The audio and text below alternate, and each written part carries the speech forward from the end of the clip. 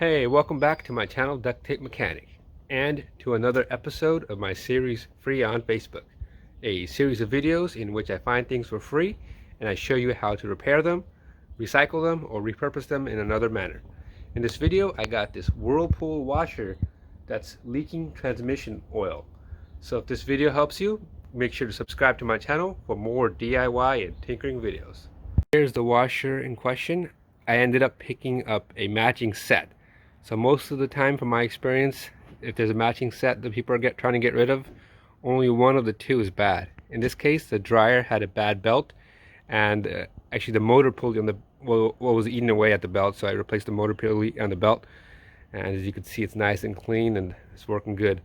The washer, on the other hand, it functions perfectly fine, but I did notice that there's a couple of drops of transmission fluid on the transmission body, and there's a leak in the transmission, and it's just the seal that's leaking.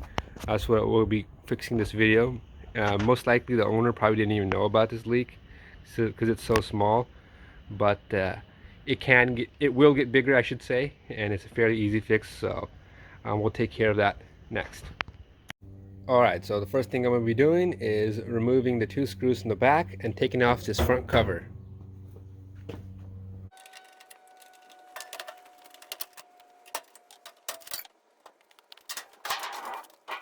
Alright, so with the entire cover out of the way, we're going to go ahead and tip it on its back.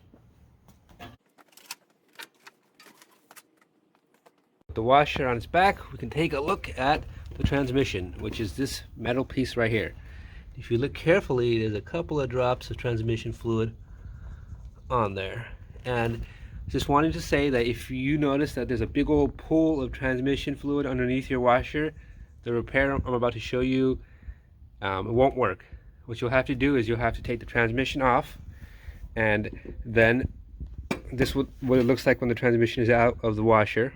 Then you'll have to undo these screws all around the top panel, drain what the remaining fluid is, then replace the seal that I'm going to show you in this video, then put some new transmission fluid in there, and then seal up this top cover with some RTV, as I have done with this transmission that I worked on in the past.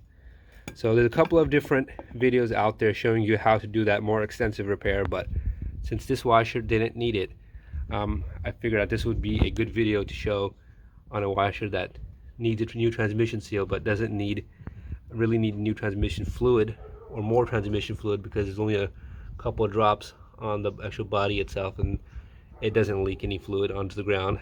It's not quite there yet, but I always recommend watching a couple of videos out there, just so you can get more of a perspective of how to do a repair than jumping into the repair, because it might show you how to do one thing while somebody else might show you something else, and that you may learn from both videos.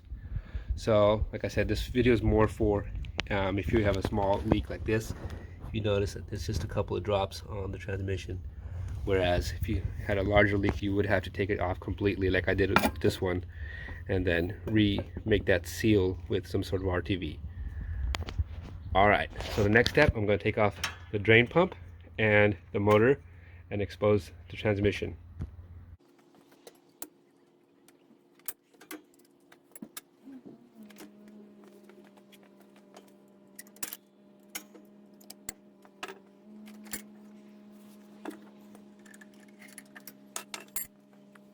Alright, so with the drain pump removed and the motor out of the way, we're one step closer to getting access to the transmission oil seal, and all we need to do is remove the motor coupler. First we'll remove the isolator part right here, and if you're down here, might as well just replace it with a new motor coupler as well. And see, it should just come right off this rubber. Alright, so there's that.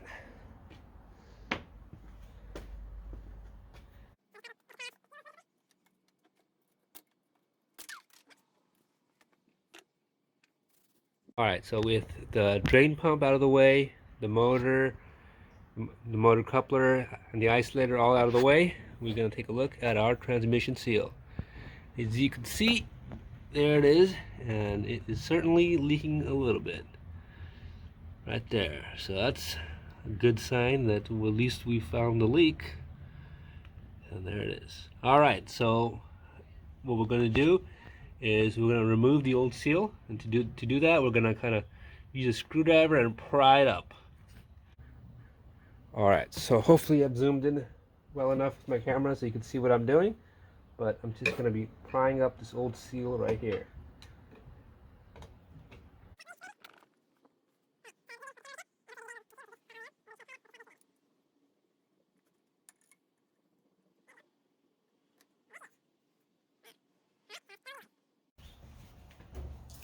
Before installing the new one, I'm just going to take some lubricant over here and just clean the seat just a little bit there.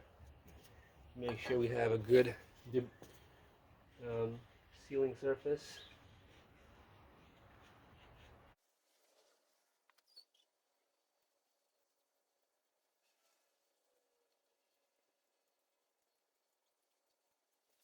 All right, so the sealing area is all cleaned up, and this is the replacement part right here. I'll link it in the description of the video. I don't have an Amazon affiliate account, so I don't get paid if you buy it or not, so it's just there to help you out.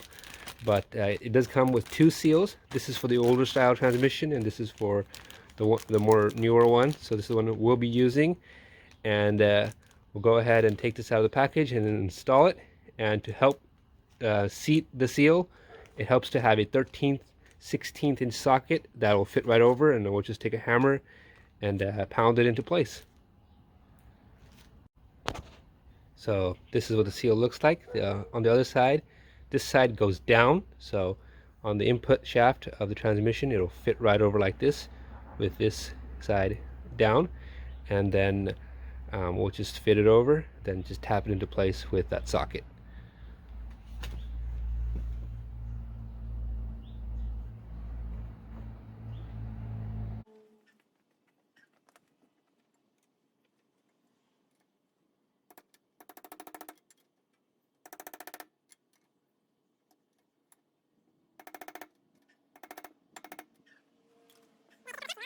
Alright, so this is what it looks like when it's properly seated.